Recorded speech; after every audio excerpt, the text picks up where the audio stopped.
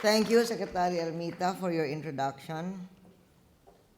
Other members of the Cabinet, with special mention to the DOE family, Senate President Enrile, and Senator Angara and Senator Subiri, Speaker Nograles, members of the House of Representatives, especially the members of the Senate Energy Committee, my son, Congressman Mikey, and Congressman Villafuerte, and the other members of the House Energy Committee, our deputy speakers, Raul Del Mar and Girly Villarosa, Majority Leader, Art Defensor, Monico Fuentebella, and the other congressmen and congresswomen who worked so hard and supported this first and most comprehensive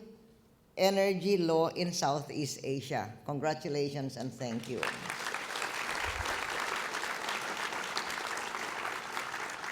Members of the Diplomatic Corps, environment NGOs, and private companies, committed private companies, for your support and for highlighting the effects of climate change and the benefits of renewable energy, thank you.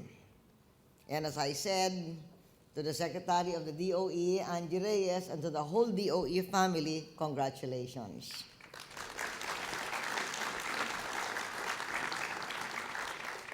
The global spike in the price of rice, food, and fuel a few months ago put tremendous pressure on Filipinos, but we responded to this challenge in a swift, measured, and targeted manner. We assisted the transport sector so that transport fare hikes could be minimal and rolled back when fuel prices went down again. There is indeed a global economic crisis, but fortunately, through a mix of careful planning, congressional economic reforms, and the hard work of many people, including Congress, we were able to prevent the global crisis from becoming a Philippine crisis. The fact that we have avoided the crisis that is plaguing the rest of the world is a testament to the tough choices we made together with Congress several years ago. Economic reform has been the central pillar of our coalition administration. It is because we took the politically unpopular move to raise new revenue that we have been able to generate additional resources and invest in physical and human infrastructure, roads, bridges, ports, and expanded access to health care, improved education, and social services, including targeted subsidies to help the poor and the ordinary Filipinos from price shocks and economic pressures. These are helping to provide a social safety net at a time when it is most needed. And these actions, taken by Congress, were there even before the hint of a global crisis. They are now serving us so well.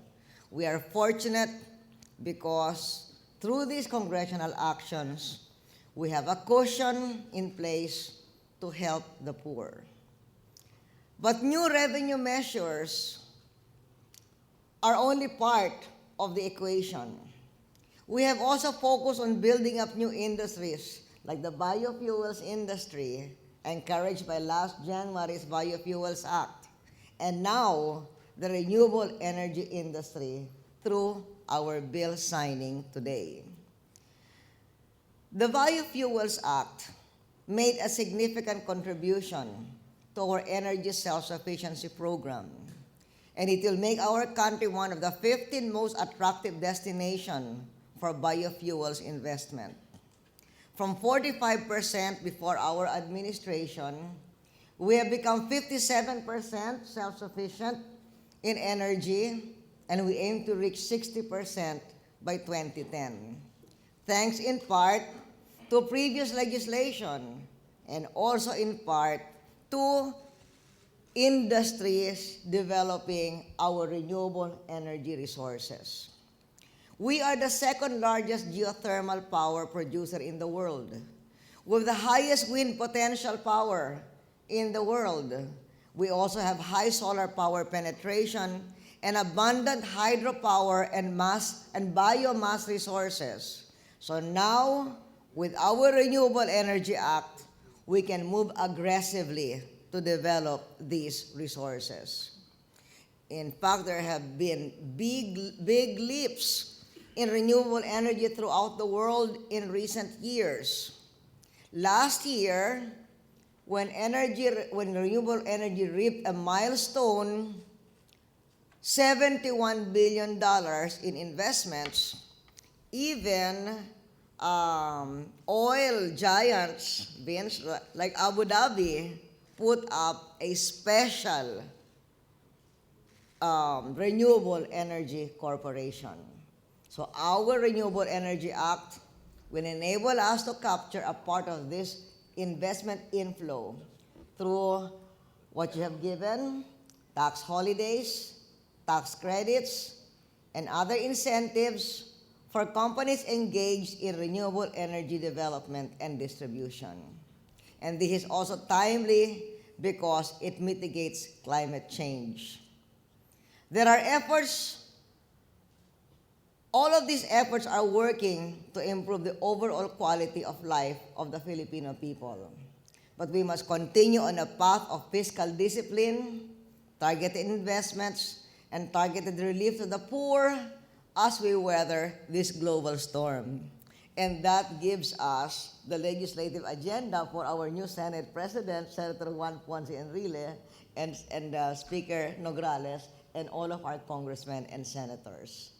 This dawn, we arrived from Doha and Abu Dhabi. And it is important to underscore that thus far, employment abroad remains strong. Very few of our expatriates have lost their jobs. In fact, employment overseas has held steady. Some jobs have gone about a little more than 1,000, but new jobs are being created, like the 37,000 needed in Qatar. So at this point, there is no need to panic. That said, we never want even one of our hardworking Filipinos to lose a job. So we are closely monitoring the impact of the global economic situation on our workers. We will not hesitate to take any action required to help them wherever they may be, abroad or at home. We are also developing retraining programs that can prepare our workers for employment in the Philippines, should that be required. We are also taking our professional licensure examinations, particularly engineering license examinations, to selected international locations where large expat worker populations are present, so they can move up the career ladder there or in the Philippines, should they need to do so or should they wish to do so. So during this holiday season, as we sign this bill into law, let us thank Congress for giving a wonderful gift to the Filipino people, and let us congratulate our great Filipino worker, because from what I have seen, they are the first to be hired and the last to be retrenched. But we long for the day when we will have enough jobs in the Philippines so that work abroad will only be a career choice, like Vince, it's a career choice, and not the only option for a hardworking Filipino. That is economic independence. And part of economic independence is also energy independence. So we thank Congress for providing us yet another great milestone in our aspiration for energy independence. Congratulations, Congress, and to all of you, Merry Christmas. Maraming salamat.